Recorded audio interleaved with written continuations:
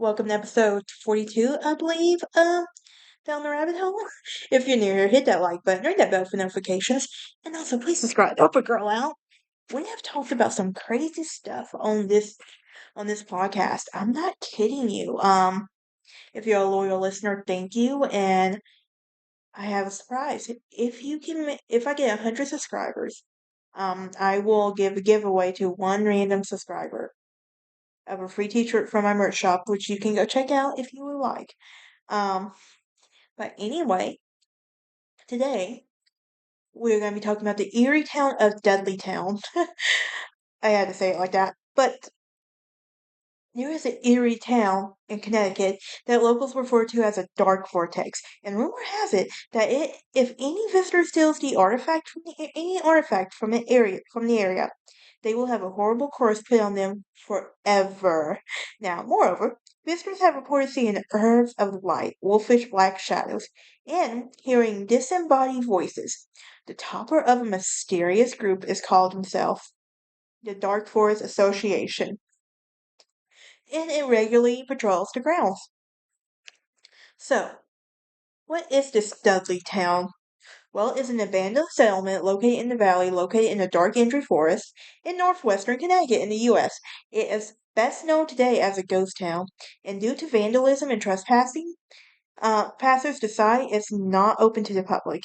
And since the mid 1920s, the land occupied by the village has been maintained by philanthropists as a private land trust, who worked in to reforest the land after decades of agricultural use. Only to a few traces, such as cellar holes, remain the original village due to the rumors of ghost activities from the 80s. Now, the village site has been the subject of many frequent vandalism, and the owners have since closed it to the public. So, here's the thing. Dudleytown was never an actual town. This was a name given at an unknown date to a portion of Cornwall that included several members of the Dudley family.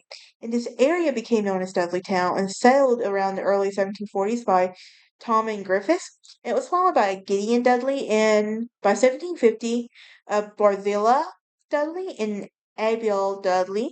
You can't make these names up, people. Trust me. I've seen some names today that parents name their kids, and I'm like, you must really hate your kid if you're giving them a name and you're going to call and say, oh, but it's so unique and pretty. If you can't find the name on a keychain, come on, come on. I say that as someone who can never find the correct spelling of her name. But anyway, I also say that as someone who can never get a hurricane named after her. Man, do I want a hurricane named after me. Is it hard to name a hurricane Brittany? I really want to know who is coming up with these hurricane names. But a snowstorm would be nice, but I really want a hurricane. But anyway, Martin definitely will join them a few years later, and other families would also settle there. As part of as we entered part of Cornwall, Connecticut, Dudleytown was converted from a forest to farmland, and families tilled the lands for generations. Located at the top of a high hill, Dudleytown was not ideally suited for farming. When this unfertile and spacious land opened up, the Midwest in the mid 19th century and the local iron industry wound down, Cornwall's population would decline. So, where is this village located? Well, it's located a few miles south of Cornwall Bridge, the neighborhood of Cornwall. It is located in a valley known as the Dark Entry Forest due to the shadows caused by the mountains surrounding the village and the success access road. So, the town's abandonment is meant that they barely have any ruins of the original township survive. Now, during the early 20th century, old farms in Cornwall were then sold to New Yorkers seeking a better life in the countryside, including Dudleytown, which has been privately owned since 1924 by Dark Entry Forest. And the village site is today closed to the public, and anyone found trespassing is prosecuted to the full extent of the law by the Connecticut State Police and the Department of Energy and Environmental Protection. Now, in the promoting the land trust to investors, on March 1924, for prosperous in the Dark Entry Forest States, the society is planned to promote forestation, to run a windmill, to promote conservation of a bird and wildlife. Now, soon after the acquisition, the owners planted thousands of trees, and during the 1930s, a New York Skidvan Club spent the winter and weekends skiing on the trails, and they built the area. In the summers, they canoed down the Housatonic River, and horse riding camps for children were also held on the site. Now, what about the rumors of vandalisms? Well, um, Dudleytown is said to be haunted, and a local rumor that has frequently shared the internet alleges that the founders of the town descended from Edmund Dudley, an English nobleman who was beheaded for treason during the reign of Henry VII. And from that moment on, the Dudley family was placed under a curse and followed them across the Atlantic to America. And the curse is blamed, for instance, to crop failure and mental illness, as well as several portraits of violent deaths in the village.